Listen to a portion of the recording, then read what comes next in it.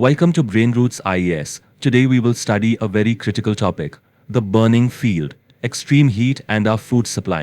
देखिए, 23 अप्रैल 2026 को एक ऐसी जॉइंट रिपोर्ट आई है जो पूरी दुनिया में एक अलार्म बजा रही है।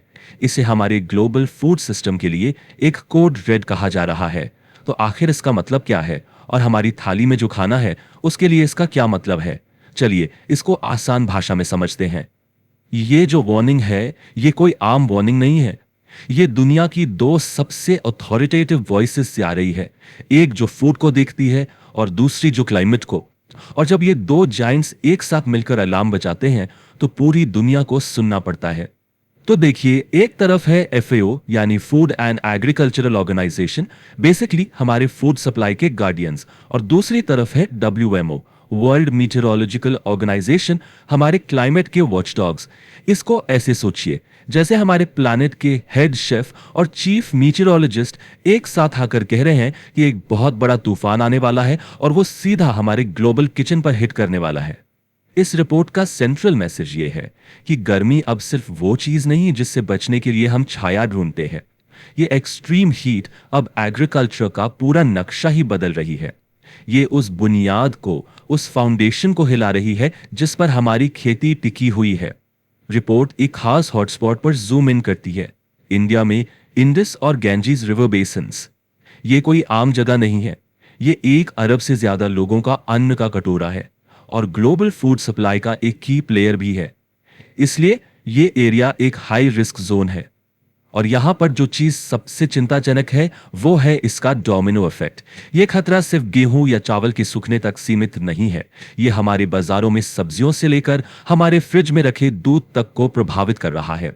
व्हाइट रेवोल्यूशन, जिसने भारत को दूध में आत्मनिर्भर बनाया, उसकी सारी उपलब्धियां आज इस गर्मी के कारण दांव पर लगी हैं।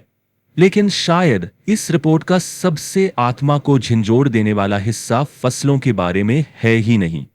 ये उस ब्रेकिंग पॉइंट के बारे में है जिस पर वो इंसान पहुंच रहे हैं जो ये फसलें उगाते हैं, हमारे किसान।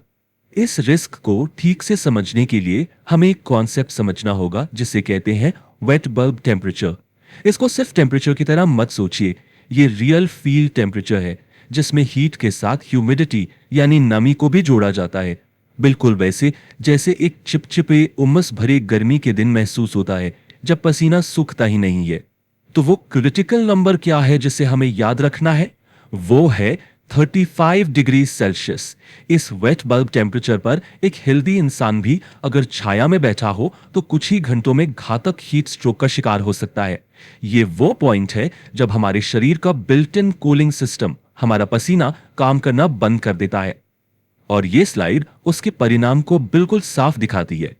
रिपोर्ट का अनुमान है कि हाई एमिशन सिनेरियोज में एग्रीकल्चरल वर्क कैपेसिटी में 40% की गिरावट आएगी। जरा सोचिए, इसका मतलब हमारे पास खेती करने के लिए जो वर्किंग आवर्स हैं उनमें से लगभग आधे घंटे खत्म हो जाएंगे। इसका सीधा असर पड़ेगा हम सबको पालने की हमारी क्षमता पर। लेकिन यह रिपोर्ट सिर्फ एक निराशा की कहानी नहीं है, यह एक कॉल टू एक्शन भी है, एडेप्टेशन के लिए एक साफ ब्लूप्रिंट के साथ। तो सवाल यह है कि हम इस गर्मी से लड़ेंगे कैसे? चलिए देखते हैं। सॉल्यूशंस उतने ही डाइवर्स हैं जितनी की समस्या खुद। एक तरफ हाईटेक जीनोमिक्स है जिससे हीट टॉलरेंस सीड्स बनाए जा रहे हैं, तो दूसरी तरफ हाई टच सोशल पॉलिसीज है।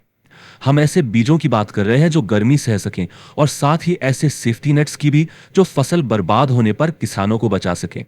रिपोर्ट एक बात पर बार बार जोर देती है, इंफॉर्मेशन इज एन इनपुट, यानी किसानों को बेहतर और पहले से जानकारी देना, जैसे 3 से 6 महीने का मौसम का अनुमान, उतना ही जरूरी है जितना बीज या पानी।